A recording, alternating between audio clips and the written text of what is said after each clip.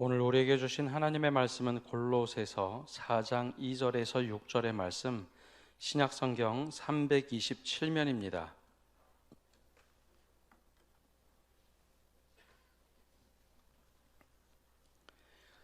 이제 하나님의 말씀을 봉독합니다.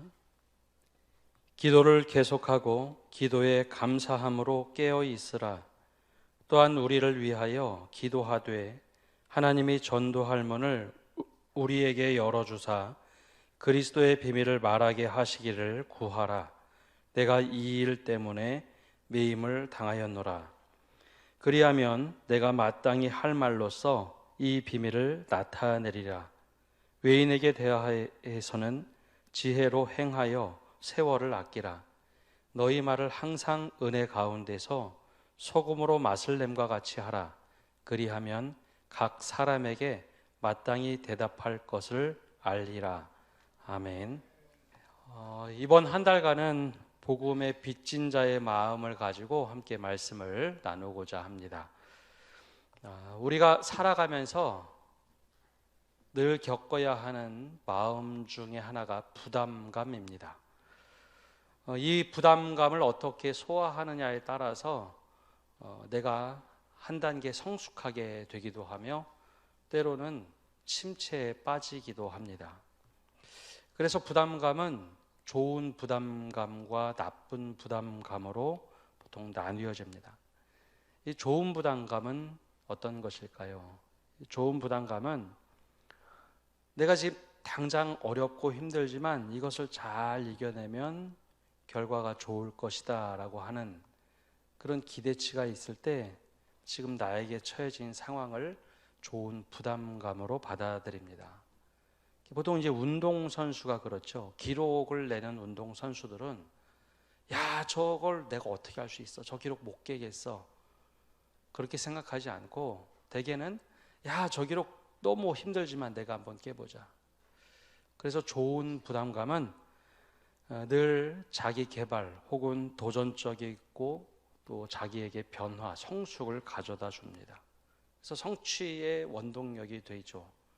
근데 나쁜 부담감이 있습니다. 내가 원하지도 않고 하고 싶지도 않은데 주변에 있는 모든 사람들이 강요해서 내가 어쩔 수 없이 선택해야 될 때, 나는 전혀 마음이 없는데 이런 부담을 느낄 때 보통 이것이 나쁜 부담감으로 우리는 인식하게 됩니다.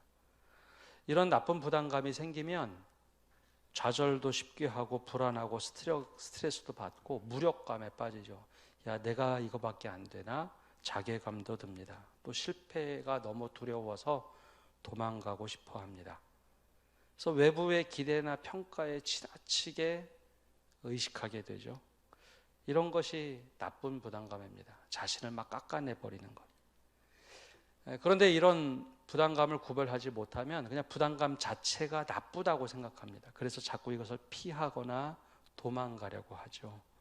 그런데 부담감은 나쁘거나 좋고 그것은 내 마음에 달려 있습니다. 누구에게는 똑같은 일이 좋은 부담감으로, 어떤 사람에게는 나쁜 부담감으로 다가오기 때문입니다. 그래서 우리가 나쁜 부담감을 느끼고 있다면 이걸 어떻게 긍정적으로 바꾸는가? 그것에 따라서 나쁜 부담이 좋은 부담으로 되어서 내가 도전하고 성숙하게 되는 큰 변화를 만들어냅니다. 그러면 하나님께서 우리에게 말씀하시는 것은 어떤 것일까요? 하나님이 우리에게 부담을 확 줘서 거기에 짓눌려서 아무것도 못하고 그냥 내가 마치 십자가에 짓눌려 깔려있는 사람처럼 그렇게 살아가기를 원하시는가? 그렇지 않습니다. 하나님께서는 우리에게 어떤 일을 시키거나 말씀을 하실 때 좋은 부담감이 되기를 원하십니다. 내가 이 도전을 하고 성숙한 길로 가는 것, 믿음이 한 단계 성장하도록 좋은 부담을 갖기를 원하고 계십니다. 나쁜 부담감은 오히려 사탄이 주는 거죠. 그때 우리는 이것을 보고 우리 표현으로 거룩한 부담감이라고 표현합니다. 사회에서는 좋은 부담감 그렇게 얘기할지 몰라도 우리는 거룩한 부담감, 특별히 나를 구별해서 나를 성숙하도록 만드는 거룩한 부담감. 그게 바로 그 중에 하나가 전도입니다. 전도 이야기하면 성도들이 굉장히 부담을 많이 느낍니다. 해야만 하는 것. 근데 그게 의무감으로만 들면 굉장히 힘들죠. 이 나쁜 부담감이라서 막 도망가고 싶습니다. 그러나 하나님께서는 이 거룩한 부담 중에 하나, 복음을 우리에게 주십니다. 또 전도를 하라고 말씀하시죠. 오는 6월 23일 우리는 새 생명 축제를 이제 준비하고 또 전도를 하려고 합니다. 바로 이때 우리에게 거룩한 부담감이 있기를 바랍니다. 교회가 지속적으로 존재하는 방법, 이게 도대체 어떤 것일까 할 때 우리 에밀 브루너라는 신학자는 이렇게 말을 했습니다. 불이 탐으로 존재하듯이 교회는 선교함으로 존재한다. 이게 무슨 말인가 하면 이 불이라는 실체는 무엇인가 막 소비하고 태워가면서 불이 존재합니다. 불길이 모아놓는 것이 아니라 태움을 모아놨을 때 불이 존재하죠. 그것처럼 교회가 존재하는 방식은 선교를 통해서, 전도를 통해서 존재한다라는 겁니다. 이걸 반대로 뒤집으면 전도와 선교가 없는 교회는 소멸한다는 거죠. 태움이 없는 곳은 불이 소멸하게 되어 있습니다. 따라서 존재 방식, 교회의 존재 방식은 선교함으로, 전도함으로 존재한다는 것이죠. 바로 이것이 우리의 영적인 거룩한 부담감입니다. 그러면 전도는 어떻게 할 수 있을까? 전도에 대한 이야기하면 괜히 마음이 움츠러듭니다. 더군다나 요즘처럼 교회에 대한 이미지가 부정적일 때는 힘들죠. 근데 전도의 시작은 거창하게 하는 것이 아니라 소박하게 기도부터 하는 겁니다. 하나님의 긍휼의 마음을 우리에게 주옵소서. 그렇게 긍휼의 마음을 달라고 기도하는 겁니다. 하나님의 긍휼의 마음이 굉장히 잘 나타나 있는 것은 신약 성경에도 나타나 있지만 보통 선지서에 잘 나타나 있습니다. 선지서 말씀을 보면 가끔 하나님이 굉장히 불같이 화를 내실 때가 있어요. 누구에게 화를 내시냐면 잘못된 길을 갈 때 하나님이 화를 내십니다. 특별히 지도자들 또 귀족들이 잘못된 길을 갈 때 화를 내시죠. 왜 그런가 하면 내 백성들이 너희 때문에 잘못된 길을 가고 있다, 잃어버렸다라는 거죠. 마치 아이를 키우는 엄마가 아이를 잃어버렸어요. 조금 전만 해도 내 품에 있던 아이 손 붙잡고 있었는데 아이를 잃어버려요. 그러면 엄마들이 거의 반 정신이 나갑니다. 막 아이 이름 부르고, 평상시에는 길거리에서 아이 이름 크게 부르라고 하면 창피하게 생각하죠. 근데 그때는 정신이 없어서 막 큰 소리로 아이를 부르고 찾습니다. 선지서 보면 하나님이 그렇게 막 소리를 지르고 제발 좀 돌아와라. 한 영혼을 잃어버렸기 때문에, 한 민족을 잃어버렸기 때문에 그렇게 외치십니다. 그 마음의 한가운데 있는 것이 긍휼함입니다. 긍휼.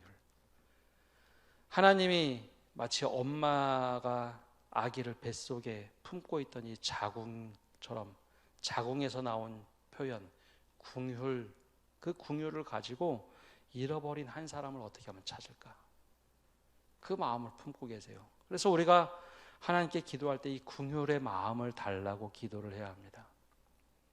그러면 우리의 마음 속에 긍휼함이 조금씩 깃들기 시작합니다. 전도는 바로 긍휼의 마음을 달라고 기도하면서 시작하는 겁니다. 오래전에 우리 사회에 나온 음료가 있는데요, 2% 부족할 때라는 음료입니다. 근데 이 음료의 이름을 지은 이유는 이렇답니다. 몸에 수분이 2% 부족하면 갈증을 느끼는데 물보다 우리의 음료가 더 몸에 좋다. 그래서 2% 부족할 때라고 지었답니다. 근데 사람들이 2% 부족할 때 음료보다는 평상시에 이 표현 되게 많이 쓰시죠. 완벽하지 못했을 때, 야, 2%가 부족한 것 같아. 이거 조금 부족한 게 아니라 2%가 부족해 라고 매사에 이야기를 합니다. 근데 긍휼의 마음이 들어오기 시작하면 다른 사람이 뭐 재산으로 넉넉하고 가정도 화목한 것 같고 뭐 배운 것도 많고 다 괜찮아 보이는데 이 2% 부족한 것. 그 영혼의 갈증을 느끼는 예수가 없다는 것이 눈에 보이기 시작합니다. 청년 시절에 이 이야기를 하면서 전도를 참 많이 했던 것 같습니다. 야, 이 사람이 다 괜찮은데 2%가 부족해. 바로 긍휼의 마음이 그런 것이죠.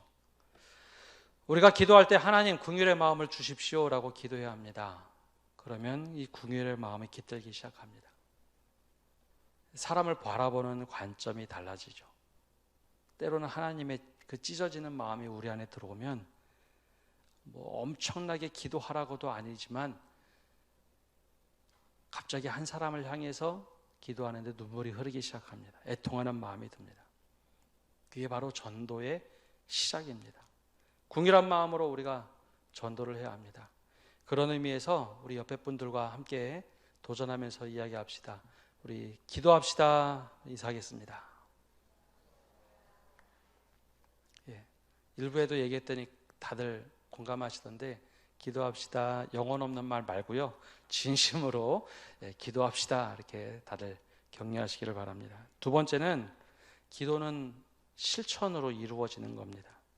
기도 그러면 우리는 말로만 하는 기도가 익숙합니다. 그러나 기도가 완성되는 것은 내가 기도한 대로 실천할 때 기도가 완성이 됩니다. 오래전에 수영을 배우러 다녔습니다. 혹시 수영 배우러 가시면 처음에 수영복을 입고 들어갔는데 이 강사가 강습생들을 물에 넣지 않습니다. 수영복을 입고 거기 서 있는데 물에 들어가기는커녕 바닥에 엎드려서 발을 어떻게 움직여야 되는지 그것부터 가르치고 손동작 가르쳐 줍니다. 일주일 내내 그렇게 가르쳐 줍니다. 수영 배우러 갔는데 물 한 번도 못 들어가고 수영복 입은 채로 갔다가 오는 경우가 많죠. 제가 다녔던 수영장은 25m 8레인 되는 큰 수영장이 있고 옆에 조그만 유아풀장이 있습니다. 10m 남짓 되는데 일주일 내내 큰 풀장은 못 들어가고 조그만 풀장 들어가서 동작 가르쳐 주죠. 그러면 여기 온 사람들이 허탈해합니다. 그래서 어떤 경우에는 일주일 동안 유아풀장에 물 첨벙첨벙 하다가 이게 뭐야? 그러고 집에 가는 사람 있습니다. 근데 저도 이렇게 보다 보니 저거 금방 할 것 같거든요. 수영 저렇게 하면은 금방 따라할 것 같아요. 그렇다고 제가 집에 가서 그날 열심히 기도하고 하나님 들어주십시오 막 기도하고 다음날 와서 물에 첨벙 들어가면 어떤 일이 벌어질까요? 물에 가라앉죠. 연습을 안 하면 물에 가라앉습니다. 근데 우리가 기도를 그렇게 합니다. 전도만 이야기하는 것이 아니라 대부분의 기도가 그렇습니다. 주님 이거 들어주십시오라고 기도는 하는데 정작 우리가 기도대로 행동하지 않습니다. 하나님 이거 간구하니까 제발 좀 들어주십시오라고 기도하는데 하나님이 응답하고 싶어도 준비할 그릇을 준비하지 않는 경우가 대부분입니다. 그리고 탓하죠. 하나님이 들어주지 않으셨다. 우리에게 준비된 모습, 때로는 기도대로 내가 행동하고 그것을 내 몸에 체득하는 시간들이 필요합니다. 즉 실천이 필요하다라는 것이죠. 전도에 대한 이야기를 하면서 베드로는 이렇게 얘기합니다. 베드로전서 3장 15절에 너희는 마음에 그리스도를 주로 삼아 거룩하게 하고 너희 속에 소망에 관한 이유를 묻는 자에게는 대답할 것을 항상 예비하되 온유와 두려움으로 하고 대답할 것을 항상 예비해 놓으라라는 거죠. 그런데 대부분 전도에 대한 이야기 듣거나 그러면 해야지 부담만 느끼고 기도해야지 기도만 하고 실제로 우리가 준비하는 경우가 거의 없습니다. 그래서 누군가 이렇게 물어보죠. 야, 교회 다니면 좀 낫냐? 요즘 같은 분위기에서는 아직도 교회를 다녀? 근데 그 이야기 속에는 오늘 말씀처럼 소망에 관한 이유를 묻는 것 중에 하나입니다. 그 당시 소망의 이유를 물었던 이유는 예수 믿는 사람들이 잡혀서 사형장으로 끌려가는데 그래도 예수를 믿겠다고 증언을 하죠. 이상한 일입니다. 예수를 정말 잘 믿는 사람이 잘 되는 게 아니라 순교의 길을 걸어가는데 너무 이상한 거죠. 그 사람들이 묻습니다. 야, 지금 당장 죽는데 뭐가 있다고 그렇게 하냐? 베드로가 권면하는 겁니다. 너희들에게 그렇게 소망에 관한 이유를 묻는 사람이 있다면 온유와 겸손함으로 항상 대답할 것을 준비하라. 그 당시에는 그런 말씀입니다. 그러면 오늘 우리에게는 무엇일까요? 너 지금도 교회 다니냐? 아니면 우리에게 신앙생활 왜 하니? 그렇게 물어봤을 때 최소한 우리가 기도 한 번이라도 했다면 내가 무엇이라고 대답할런지 답할 준비가 되어 있어야 합니다. 근데 보통 우리가 이런 질문을, 부정적인 질문을 들으면 별 질문을 다 한다, 혹은 우리가 쑥스러워하고 머리를 긁적이고 그걸 회피하려고 하죠. 준비가 되어 있지 않은 겁니다. 기도 따로, 삶이 따른 거죠. 기도한다는 것은 우리가 기도대로 살아가는 겁니다. 그리고 내가 그것을 몸으로 실천함으로 기도가 완성이 됩니다. 하나님께서 들으시는 그 기도, 내가 실천으로 옮기도록 주님께서 원하시죠. 그래서 기도한 대로 여러분 실천하는 성도 여러분 되시기를 바랍니다. 기도하고 내가 먼저 의심하는 것이 아니라 그대로 실천하는 것. 전도의 경우에는 내가 무슨 말을 해야 될까? 누군가 물어본다면 너 신앙생활 왜 하니? 거기에 항상 대답할 것을 준비하는 성도들이 되시기를 바랍니다. 세 번째는 깨어 기도하며 하는 사람들이 기회를 잡게 되어 있습니다. 한번 따라해 볼까요? 깨어 기도하는 사람이 기회를 잡습니다. 사회에서는 이걸 이렇게 얘기하죠. 준비된 사람이 기회를 잡는다. 관심 있는 사람이 기회를 잡는다. 오늘 말씀 2절엔 이렇게 말합니다. 기도를 계속하고 기도에 감사함으로 깨어 있으라. 우리가 기도 그러면 간구 기도만 생각합니다. 근데 기도에는 간구 기도뿐만 아니라 감사로 드리는 기도도 있습니다. 기도에 간구가 다가 아닌데 우리는 내가 원하는 것을 구하는 것, 그것을 기도라고 생각하죠. 근데 감사 기도와 간구 기도에는 큰 간극이 있습니다. 차이가 있습니다. 간구를 깨어서 기도하는 것, 간구 기도만 늘 깨어 기도한다. 그러면 어떤 응답을 우리는 기대할까요? 하나님께 이거 들어주십시오. 내가 생각하고 계획한 방법대로 하나님이 들어주시기를 원하게 됩니다. 근데 내가 원하는 방식대로 풀어지지 않으면 이것은 응답이 아닌 거죠. 간구만 기도하면 그렇습니다. 하나님, 내가 이런 방법을 통해서 이렇게 되기를 원합니다 라고 구체적으로 기도하라고 했더니 간구를 그렇게 기도합니다.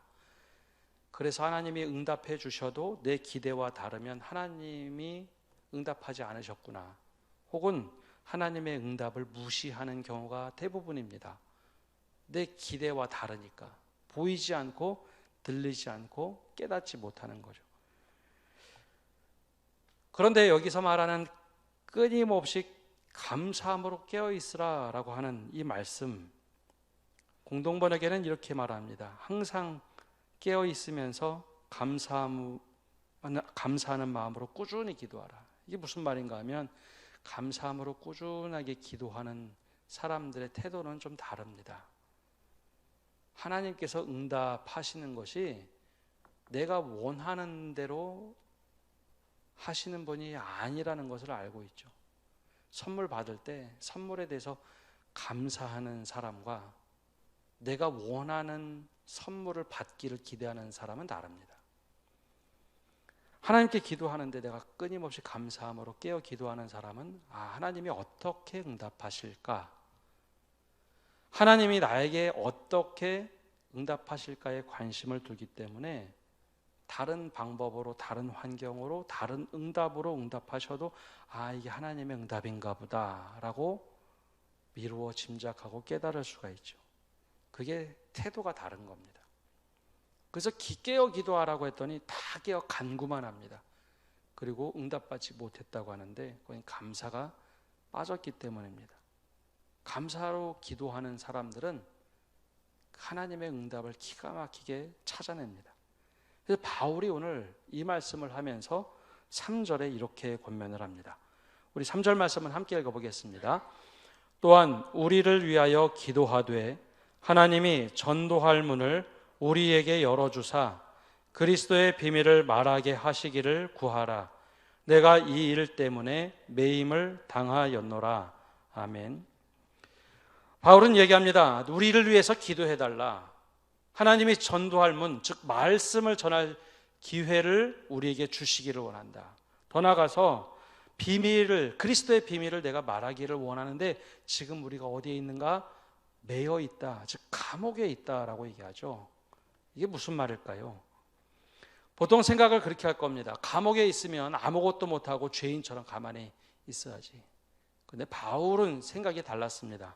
우리를 위해서 지금 기도해달라. 전도할 문을 열어달라고, 그리스도의 비밀을 말하게 해달라고 지금 하나님께서 기가 막히게 감옥에 갇히게 하고서 상대방 여기 주변에 있는 사람들이 꼼짝달싹 못하고 내 이야기를 듣도록 하셨구나. 이게 지금 전도할 기회가 됐다라는 거죠. 깨어 기도했기 때문에 깨어 기도하라고 가르치고 감사함으로 하나님께서 주신 기회를 엿볼 수 있는 믿음을 가졌기 때문에 가능한 겁니다. 이렇게 깨어 기도하다 보면요, 정말 엉뚱한 데서 하나님께서 기회를 주시는구나 라고 생각하는 경우가 참 많이 있습니다. 예전에 선교지에서 이런 얘기가 참 많이 회자가 됐습니다. 정말 열심히 예수 그리스도를 척박한 곳에서 믿고 살아가는데 갑자기 믿음의 사람들이 죽었을 때, 야, 이제 복음의 전도가 끝났겠구나. 그리고 많은 사람들이 함께 슬퍼하며 장례를 치르는데, 근데 그 속에서도 사람들이 야, 천국에서 다시 만나자라는 소망을 품는 겁니다. 이 장례식장이 그냥 하나님의 저주만 있는 줄 알았는데 아니요, 소망이 있다는 것을 사람들이 보고 나서 야, 너 도대체 저 사람들은 뭐냐? 사람이 죽었는데도 소망을 품고 있네. 그게 전도의 문으로 바뀔 때가 있습니다. 그 선교지에서 그런 일들이 비일비재하게 일어나죠. 내가 정말 깨어서 기도하다 보면 이런 상황에서 다른 사람들이 우리에게 물어봅니다. 그때 그것이 전도의 문을 열고 깨어 기도하는 사람들에게 주시는 기회입니다. 그 기회를 붙잡으십시오. 그러면 하나님께서 그 일들을 이루어 가십니다. 네 번째로, 전도는 지혜롭게 기회를 잡아야 합니다. 그냥 마구잡이가 아니라 지혜로워야 합니다. 오늘 5절 말씀에 이렇게 말을 합니다. 우리 함께 읽어보겠습니다. 외인에 대하여서는 지혜로 행하여 세월을 아끼라. 세번역 성경에는 이걸 이렇게 번역했죠. 외부 사람들에게는 지혜롭게 대하고 기회를 선용하십시오. 외부 사람들에게는 이라고 했는데 이것은 이방인들을 말합니다. 이방인들에게는 지혜롭게 대하고 하나님이 주신 기회를 잘 잡으라라고 말을 합니다. 왜 그럴까요? 이방인과 유대인들은 이해도 다르고 태도도 달랐기 때문입니다. 그래서 6절에 이 말씀을 구체적으로 이렇게 말을 합니다. 함께 읽어보겠습니다. 6절입니다. 너희 말을 항상 은혜 가운데서 소금으로 맛을 냄과 같이 하라. 그리하면 각 사람에게 마땅히 대답할 것을 알리라. 아멘. 이번 새생명축제는 저희가 장기 결석자, 전도 대상자를 대상으로 전도를 하려고 합니다.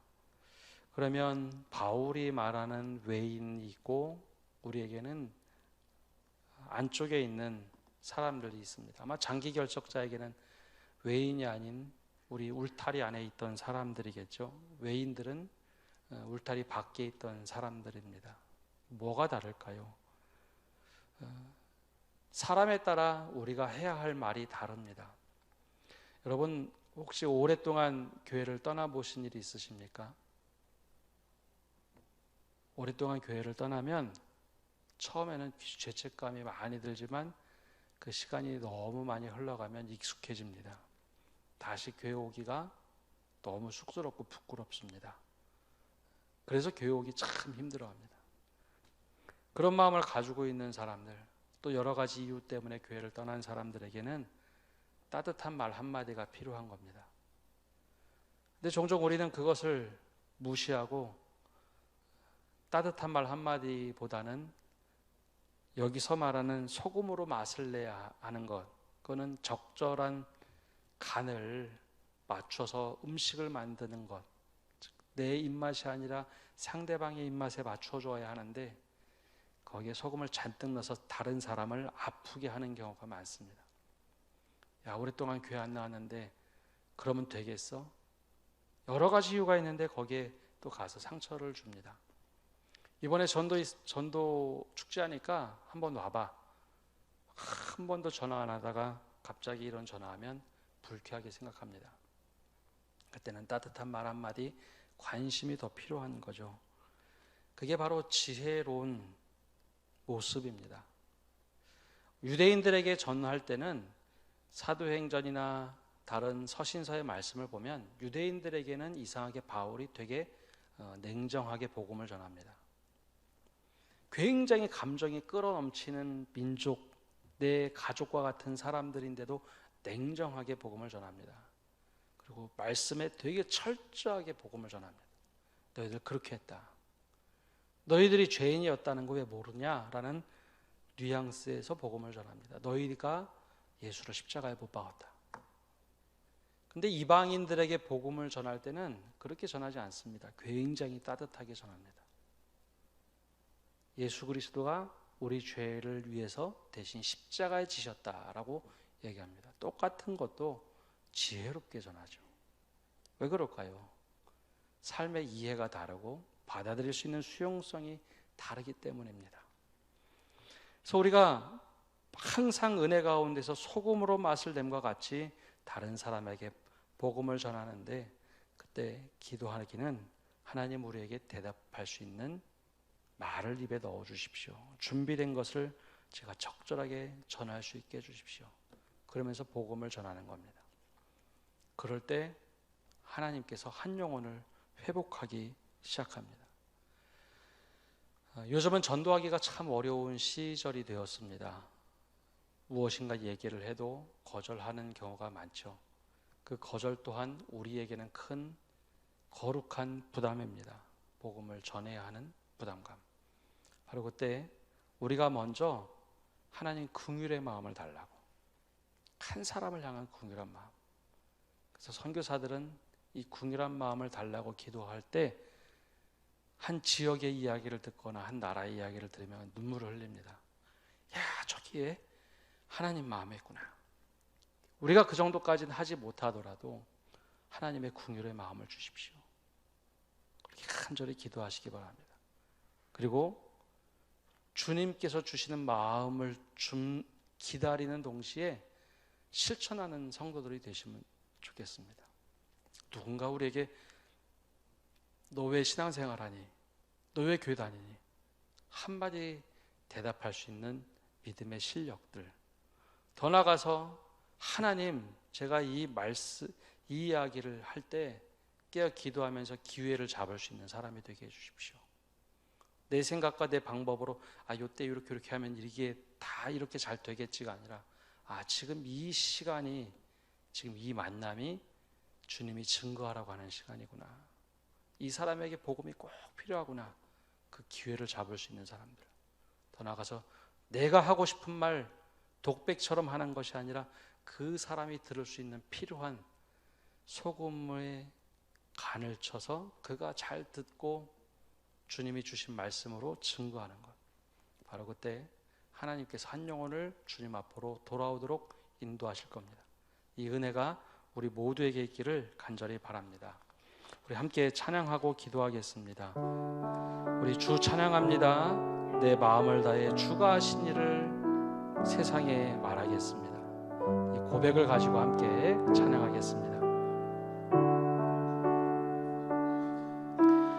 주 찬양합니다. 내 마음을 다해 주가 하신 놀라운 일들을 세상에 모두 말하리다. 주 찬양합니다. 내 마음을 다해 내가 주를 기뻐하며 내가 주를 기뻐하며 찬양해. 할렐루야.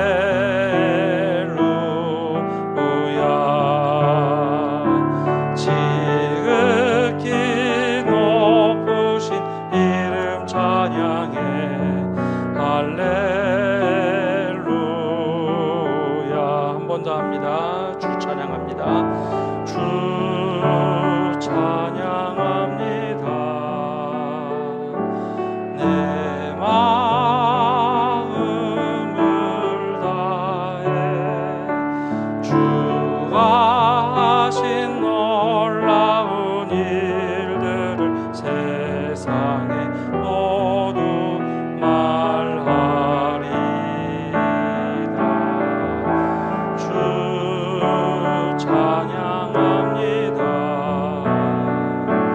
내 마음을 다해 내가 주를 기뻐하며 찬양해. 할렐루야.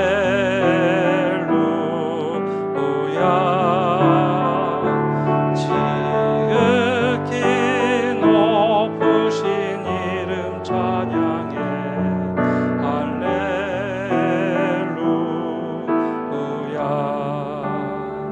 우리 기도하겠습니다. 우리 함께 기도하실 때에 주님의 긍휼의 마음을 달라고 기도합시다.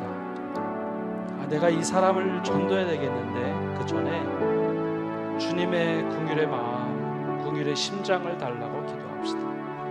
또 우리가 기도한 대로 먼저 준비되어서 실천하는 사람, 무엇인가 누가 물어볼 때 대답할 수 있는, 응답할 수 있는 말을 준비된 그 실천하는 사람이 되게 달라고 기도합시다.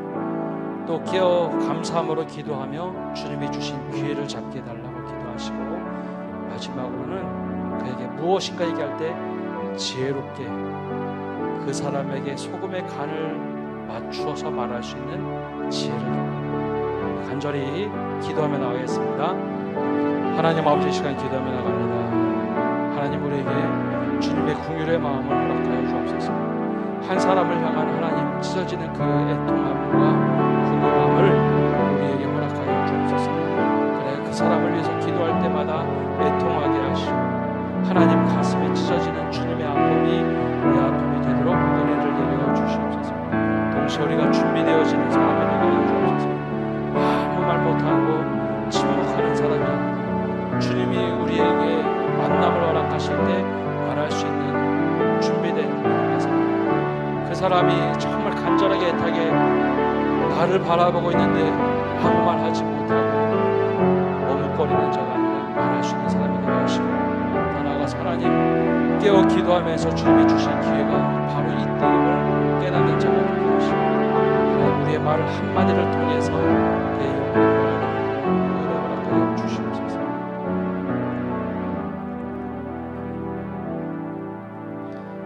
살아계신 주님, 오늘 우리가 주님 앞에 나와 거룩한 부담감 갖기를 원합니다. 한 영혼을 향하여 주님의 마음을 쏟아붓고 계신데 우리가 주님의 마음을 품기를 원합니다. 긍휼의 마음을 허락하여 주옵소서. 더 나아가서 우리가 준비되어서 실천할 수 있는 사람이 되게 하여 주옵소서. 무엇인가 물어볼 때 우리가 외면하고 뒤돌아서는 것이 아니라, 준비되지 못하여 부끄럽게도 돌아서는 저희의 모습이 아니라 준비되어서 말할 수 있는, 복음의 이야기를 전할 수 있는 준비된 사람이 되게 하여 주옵소서. 또한 주님, 우리가 깨어 감사함으로 기도할 때 바로 이 때가 주님이 원하시는 때구나, 주님이 계획하신 그 기회를 깨닫는 사람이 되게 하시고, 그때 주님께서 우리에게 지혜를 주시고 소금의 간을 맞춰서 음식을 만들듯이 정말 맛깔나는 이야기를 통해 한 영혼을 구원에 이르도록 인도하는 저희 되게 하여 주옵소서. 이 은혜가 우리 교회 차고 넘치는 축복을 허락하여 주옵소서. 예수님의 이름으로 기도합니다. 아멘.